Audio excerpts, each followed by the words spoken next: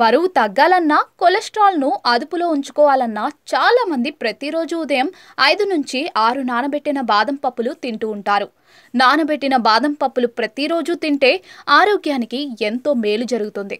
పైగా ఆరోగ్యకరమైన ఆహారాలలో ఇవి ముఖ్యమైనవి.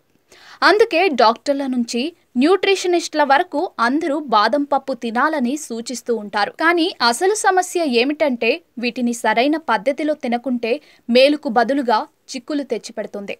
అందుకే ఎల్లప్పుడూ సరైన మోతాదులో బాదం పప్పులు తీసుకోవాలి. వేగంగా ప్రయోజనాలను పొందాలనే ఆశతో చాలా మంది బాదం పప్పులను అధిక మొత్తంలో తింటూ ఉంటారు.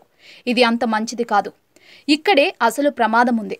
బాదం పప్పు ఎక్కువగా తింటే ఏమవుతుందో తెలుసా? బాదం పప్పులో ఫైబర్ అధికంగా ఉంటుంది. ఈ ఫైబర్ జీర్ణ సమస్యల నుంచి ఉపశమనం కలిగిస్తుంది. అదే అధికంగా తింటే ఇది జీర్ణ సమస్యలను కలిగిస్తుంది. పీచు ఎక్కువగా తీసుకోవడం వల్ల కడుపు నొప్పి వస్తుంది. గ్యాస్, గుండె మంట, మలబద్ధకం సమస్యలు పెరిగిపోతాయి. బాదం పప్పులో ఆక్సలేట్లు ఉంటాయి. ఆక్సలేట్ అధికంగా తీసుకున్నప్పుడు అది మూత్రపిండాల్లో రాళ్ల రూపంలో పేరుకుపోతుంది. కిడ్నీలో రాళ్ల ప్రమాదాన్ని నివారించాలనుకుంటే 5 నుంచి 6 బాదం పప్పుల కంటే ఎక్కువ తినకూడదు.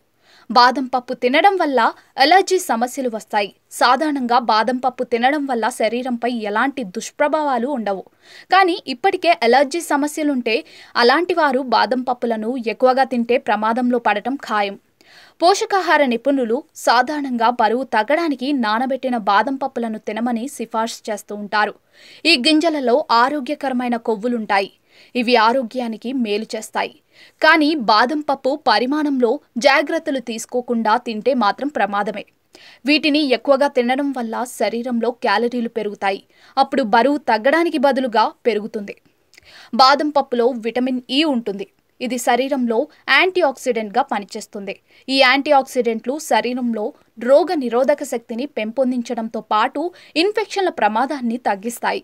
కానీ మీరు శరీరానికి అవసరమైన దానికంటే ఎక్కువ విటమిన్ ఇ తీసుకుంటే ఎటువంటి ప్రయోజనం పొందకపోగా విరోచనాలు, వాంతులు, తల తిరగడం వంటి రకరకాల సమస్యలు వస్తాయి.